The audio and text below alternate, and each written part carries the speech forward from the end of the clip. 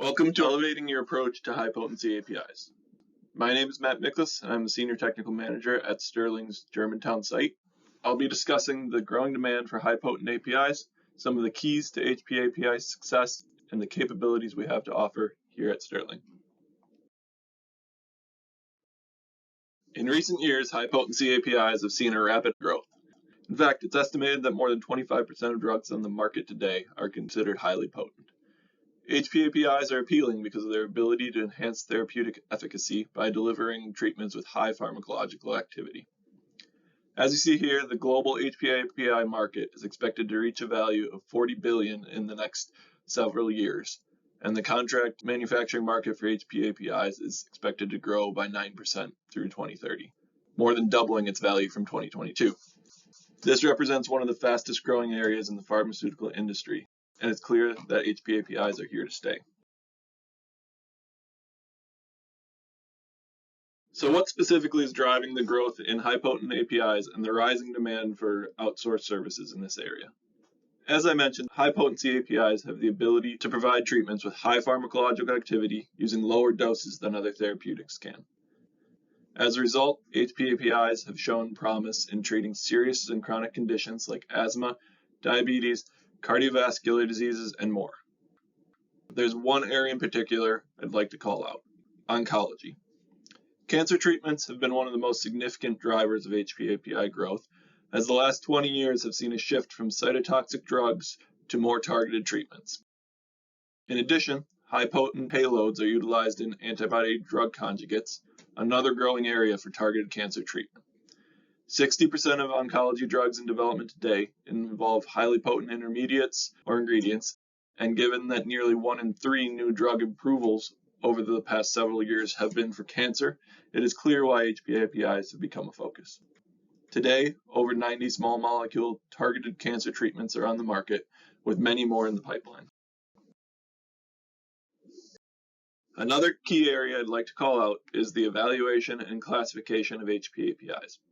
API potency is based on occupational exposure level, or OEL. These OEL values are categorized into occupational exposure bands, which help to drive the level of containment needed, with bands 4 and 5 requiring the highest level of containment. Any API with an 8-hour average OEL under 10 micrograms per meter cubed is generally considered to be potent. But organizations should not consider OEL alone when determining containment strategy. It is also important to factor physical composure of the API, like whether it's a powder, steps of the process, and the level of employee exposure when working with the material. With all of these factors at play, organizations often tend to err on the side of caution when shaping a containment strategy.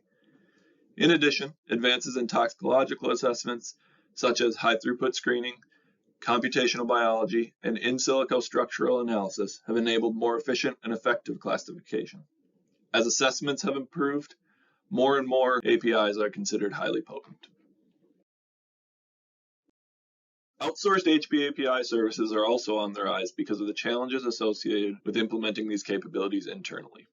Because HPAPI development and manufacturing requires multiple means of containment, specialized expertise, and extensive training on proper handling and containment measures, the cost and time commitment involved in bringing these capabilities in-house is quite high. In turn, many organizations turn to contract manufacturers, with 50% of industry professionals expressing plans to outsource HPAPI services in the near future. Outsourcing HPAPI development and manufacturing has become even more prevalent since the onset of the COVID-19 pandemic, given the pressure to produce affordable drugs quickly amid supply chain delays. Another reason for the growth of HPAPIs and the related outsourcing activities is the rise we're seeing in compounds with the lowest OEL levels, such as those that require containment at less than 10 nanogram per meter cubed. Some therapeutics, including ADC toxin linkers and certain psychedelics, can have extremely high levels of potency, requiring especially high levels of containment, and, in the case of psychedelics, often the infrastructure, systems, and licensing necessary to handle controlled substances. Containment for these ultra-potent APIs can go down to the single-digit nanogram levels, much lower than those of typical mid-range HPAPIs. Outsourcing is even more prevalent for these materials, as even organizations that are equipped to handle typical HPAPIs may not have the high levels of containment required to support these types of compounds. Given these realities, what is really needed to maximize success in high-potent development and manufacturing? The first is purpose-built facilities. As I discussed, HPAPIs have a range of highly specialized requirements. With the spike in demand for high-potent compounds, we're also seeing instances of retrofitting non-specialized facilities to be suitable for high potency. However, this can present hazards and a range of other challenges. It is really critical to have specialized facilities and equipment specifically designed for high-potent projects with controls like multiple means of containment, asset flexibility to handle a range of process requirements, and a facility-wide awareness of safety measures. For example, if controls within a glove box isolator fails, it's important to have migration controls to prevent highly potent materials from entering the GMP suite that houses this equipment. On top of that, airlocks within containment suites themselves should be in place to prevent potent materials from making their way into the wider facility. A fit-for-purpose approach ensures that high-potent operations are as safe and controlled as possible.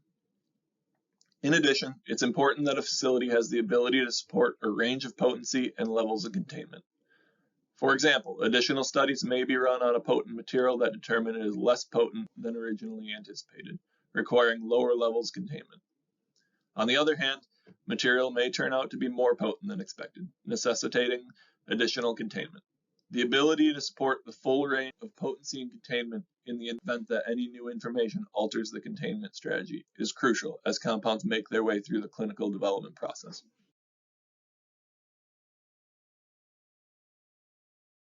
Even with the appropriate controls in place within a facility, it is important to note that there is no one-size-fits-all approach to containment.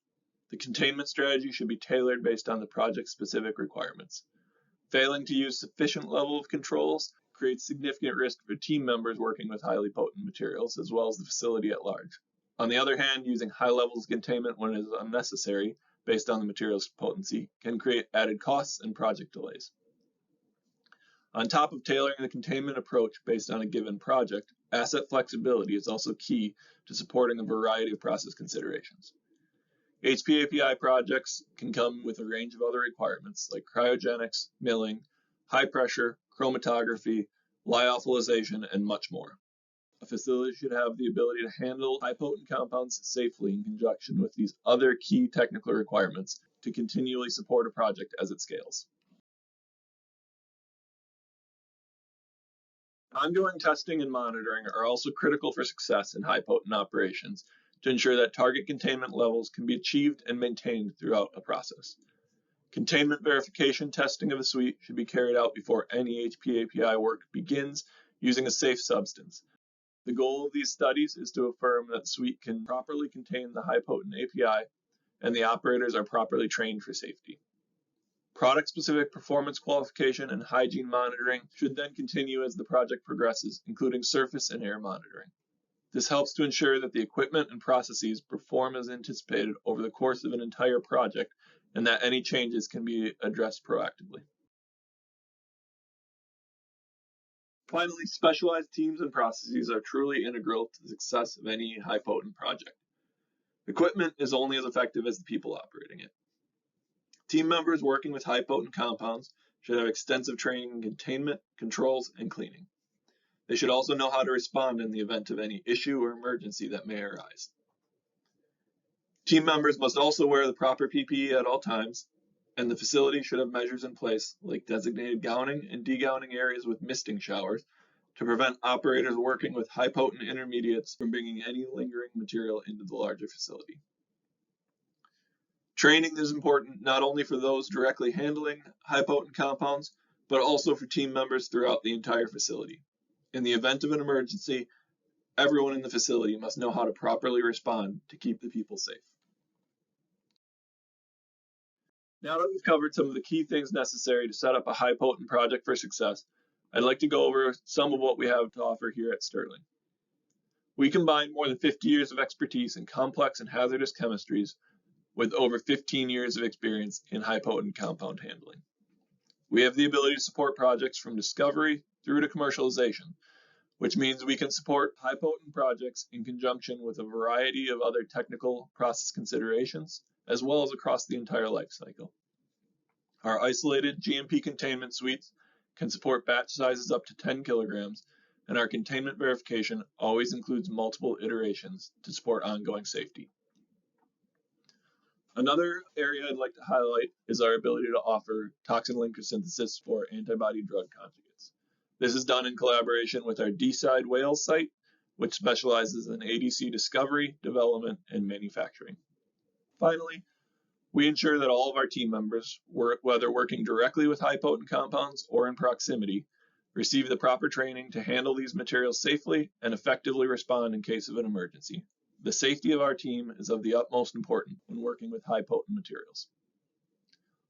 All of this is backed by our commitment to true scientific partnership as we collaborate closely and regularly with our customers to address their project requirements, tailor our approach, and ensure their ongoing success. If you'd like to learn more about our HPAPI services, I invite you to visit the Knowledge Hub on our website, sterlingpharmasolutions.com, for other insightful resources. You can also contact one of our expert team members directly from the site.